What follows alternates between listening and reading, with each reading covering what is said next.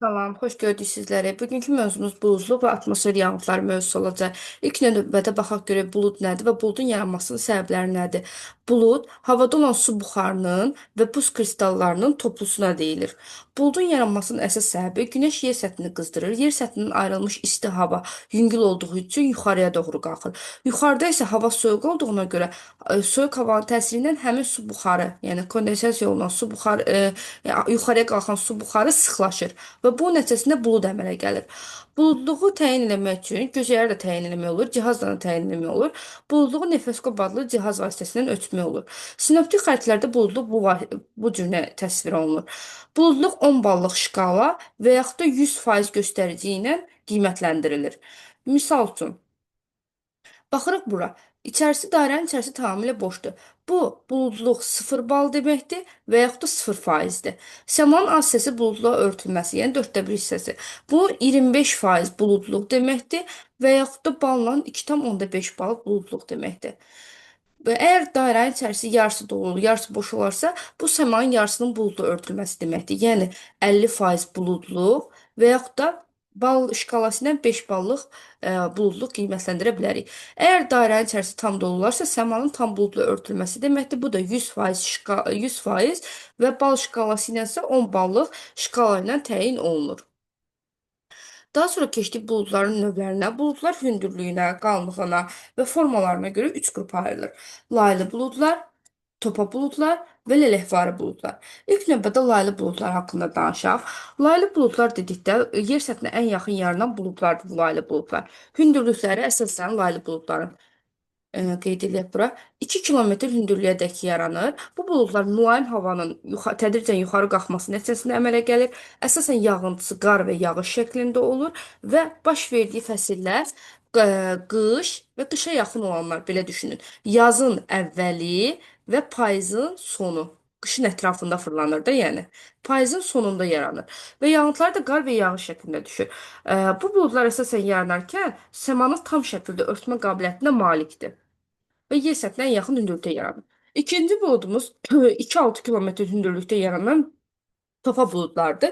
Topa buludlar əsasən ilin isti dövründə, yəni yay fəslində daha doğrusu ilin isti dövründə müşahidə olunur.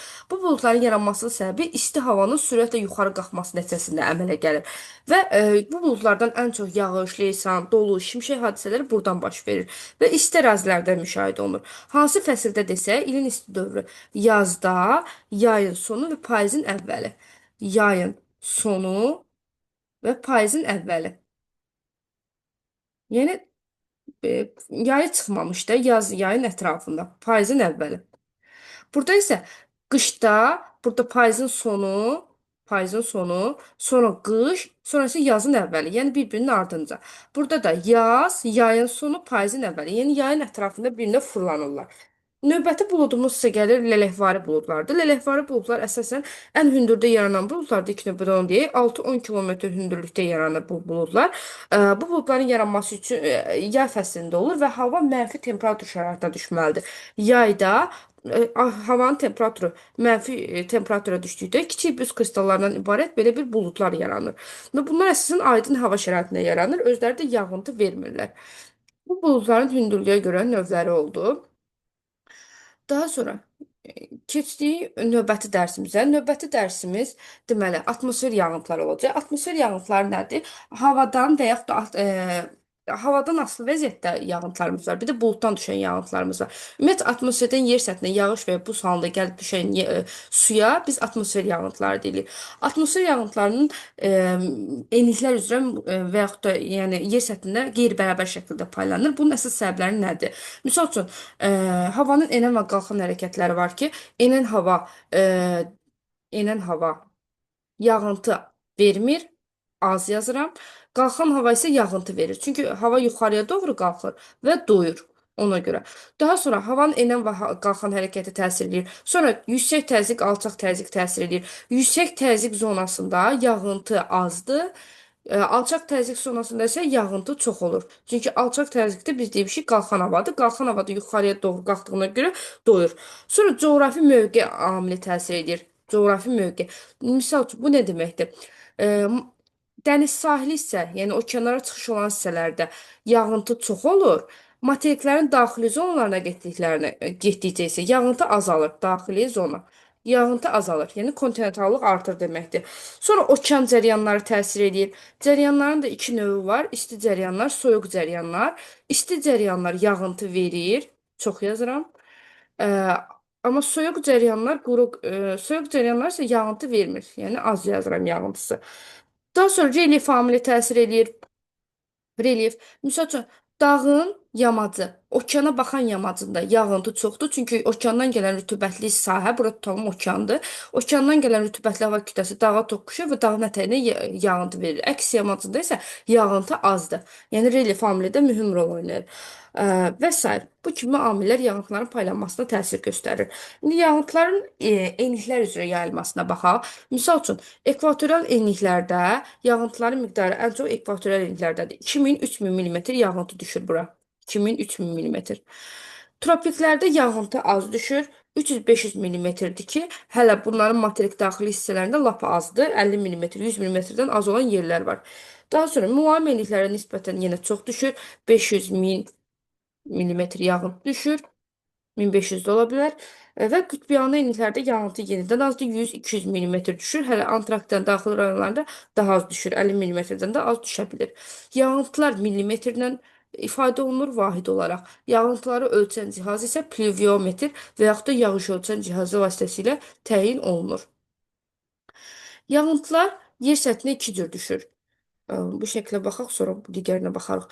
Yağıntılar yer səthinə iki cür düşür. Deməli, ya buluddan düşürlər, ya da havadan asılı vəziyyətdən düşürlər. Buluddan düşən yağıntılara aid yağış, qar, dolu. Havadan düşən yağıntılar isə şeh, qrov, sırsıra, dumandır. Yağış nədir? Birinci növbədə yağışa baxaq. Yağış havanın temperaturu müsbət olduqda yağır və intensivliyin və davamiyyətinə görə yağışlar da qruplara bölünür. Məsəl üçün, leysan tipli yağışlar var ki, qısa müddətli və güclü olur. Aramsız yağışlar var ki, uzun müddətli olur. Çiskin yağışlar var ki, havadan asılı vəziyyətdə düşür. Bunlar yağışın növləridir. Yağış havanın temperaturu müsbət olduqda yağır və əsasən ekvatorial enliklərdə, tropik enliklərdə və subekvatorial enliklərdə düşən yağıntılar yağış formasında olur. Qar nədir? Qar havanın temperaturu mənfi olduqda yaranır. Ən qalın qar örtüyü ABŞ-da Reyni dağlarına ətəyində müşahidə olunub. 30 metr qalınlığa malikdir orada qarın örtüyü. Dolu isə dolu da havanın temperaturu mənfi olduqda yaranır, amma ilin isti dövründə düşür. Yaz, yay və payız aylarında. Əsasən alçaq dağlıq zonada yaranır və bu dolunun düşməsi kənd təsərrüfatına böyük bir ziyan vurur. İndiyə kimi ən ağır dolu 1981-ci ilin aprelində Çində düşmüşdü. Bu dolunun çəkisi, ağırlığı, yəni çəkisi 70 kiloqram olmuşdu. Sonra keçdik havadan düşən yağıntılara. İlk növbədə şehə baxaq. Şeh nədir? Şeh buludsuz hava şəraitində yaranır. Gecə havanın temperaturunun aşağı düşməsi nəticəsində baş verir. Soyuq hava gündüz isti olduğuna görə daha çox özündə su buxarı saxlaya bilir, amma gecə hava soyuduğuna görə artıq onu özündə saxlaya bilmir. Ona görə də su kondensasiya olunur. Özü soyuq səth olan əsasən ərazilərdə kondensasiya olunur və su buxarı kimi su damcıları şəklində yer səthinə çökür. Misal üçün səhərə yaxın dəmir qapı olsun, paltar olsun. Yəni əsasən də metalların üzərində qalır, soyuq səth üzərində qaldığına görə. Baxsaz, onların üzərində su damcıları müşahidə edəsiniz. Bu şeh adlanır. Qrov şehin qış formasıdır. Əsasən buludsuz hava şəraitində yaranır. Bu da prosto burada gecə temperatur kəskin şəkildə aşağı düşməlidir və mənfi temperatur şəraiti yaranmalıdır ki, qrov yarana bilsin. Qrov sanki bu şeh damcıları donur və qrova əmələ gətirir. Xışıltılı qar kimi bir şeydir. Ağacların üzərində yaranır və yaxud da digər obyektlərin.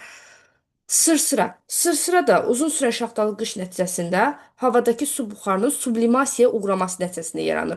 Uzunsov formalı relyef formalardır və bunun nəticəsində yaranan yerlərdə təhlükə olur. Sırsıra əgər qopub aşağıya doğru hərəkət edilərsə, aşağıda olan insan olsa və yaxud da hər hansı bir nəsə olsa, canlı olsa ona zərər verə bilir. Duman nədir? Duman da havada olan su buxarının yuxarıya qalxmadan yer səthinə yaxın məsafədə soyumasıdır. Duman da buna deyilir. Dünyada ən dumanlı yer də Atakama səhrasında Cənubi Amerikada müşahidə olunur. Bu da yağıntıların orta illik paylanması xəritəsidir. Ən çox yağıntı dedik ki, ekvatorial illərdə də 2000-3000 mm yağıntı düşür. Daha sonra Dedi ki, ikinci yerdə durur. Ən az yağıntı tropiklərdə və qütblərdədir. Tropiklərdə 300-500 millimetrdir ki, onun daxili zonlarında dedi ki, 100 millimetrdən az da müşahidə ola bilər. Mülayimdə yenə yağıntıların miqdarı çoxalır. Qütb zonlarında isə yağıntıların miqdarı yenidən azalır. Burada da yağıntıların şəkillərinə baxaq. Deməli, bax bu yağışdır. Yağış dediyi müsbət temperatur şəraitində yaranır. Aramsız narıncı, skim və leysan tipli olur. Bu qardır. Qar dənələrinin heç biri bir-birinə oxşamır. İndiyə kimi müşahidə olunan ən qalın qar örtüyü Reyni dağlarının ətəklərindədir. 30 metr qalınlığa malikdir. Bu dolunun təsviridir. Dolu dedik ki, ilin isti dövründə düşür. Havanın temperaturu mənfi olduqda. Dolu dənəsinin ağırlığına görə indiyə kimi ən çox müşahidə olunur 1981-ci ildə Çində. Bir dənə dolu dənəsinin ağırlığı 7 kiloqramdır və bu da kənd təsərrüfatına, ümumiyyətlə təsərrüfata ziyan verən yağıntı növüdür. Bu şeh hadisəsidir. Şeh dedik ki, soyuq səthlə təmas edəndə üzərində su damcıları qalır. Baxın budur. Havanın temperaturu aşağı düşdükdə yaranır. Bu qrovdur. Qrov şeyhin qış forma, şeyhin buz necə qış forması deyək də. Yəni temperatur burada aşağı düşdükdə şey yaranır. Burada isə temperatur artıq qəfil mənfiyə düşdükdə, yəni kəskin şəkildə düşür mənfi temperatur şərtinə. Ona görə bura düşən su damcıları donur, belə xışıltılı bir qar yaradır ki, buna da qrov deyirik. Şeyhin buz forması. Daha sonra bu isə sırsıranın şəklidir. Sırsıralar dedik ki, uzunsov formaya malik olur və təhlükəli olur onlar qırılıb düşəndə. Sırsıra da uzun müddətli şaxtalar olduqda su buxarının sublimasiya uğraması nəticəsində əmələ gəlir. Bugünkü dərsimiz bu qədər.